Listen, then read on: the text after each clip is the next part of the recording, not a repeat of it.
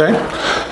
My name is Arlister Pete Johnson, and best known as Pete Johnson, F-100 pilot and kind of an all-around pilot here of late. This all started for me in Springfield, Ohio, a town of about 60,000 people. And I can remember laying in my backyard, looking up at the final approach pattern to Wright-Patterson Air Force Base with B-52s flying overhead. Never thought about being a pilot, never knew anybody that was a pilot, but it was something that was intriguing to me. I've had an interesting career. I've been a musician for Motown Records. I've been a police officer in Springfield, Ohio. I used to be the administrative aide to the Dayton police chief for a number of years. Worked as Merrill Lynch account executive, and I just kind of jobbed around and did a lot of things, but it's always seemed to come back to flying. I've got a lot of experience civilian flying, and I've got military flying too. Basically, that's who I am, and that's what I think you need to know about me. One of my best remembrances with the F-100 and the 178 TAC Fighter Group is we were transitioning from the F-100 to the A-7, and we took an F model with me flying it and one of our IP people, Dick Allen, to pick up a brand new A-7 at Myrtle Beach, South Carolina.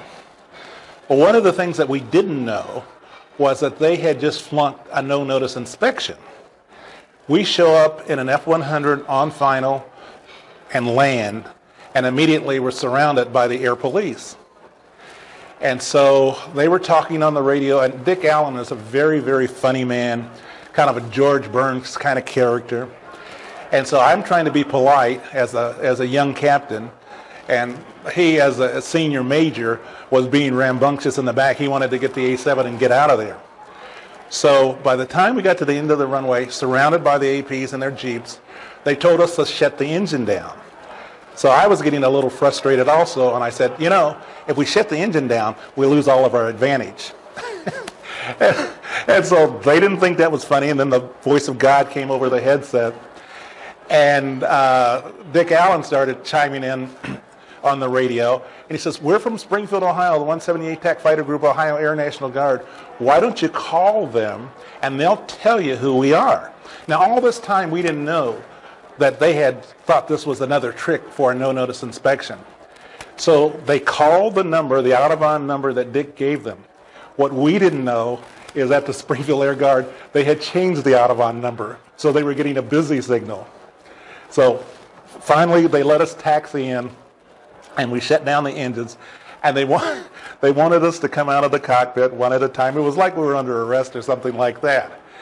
And the final capper to the story, as far as I'm concerned, is we were going to base ops to explain who we are and what we were trying to do, but we didn't have any hats. We had no caps to put on.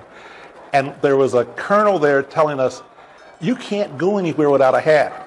So between Dick and I tend to be a practical joker also, we made up the addendum to 3510 that the Air National Guard didn't need to wear hats because we had civilian jobs.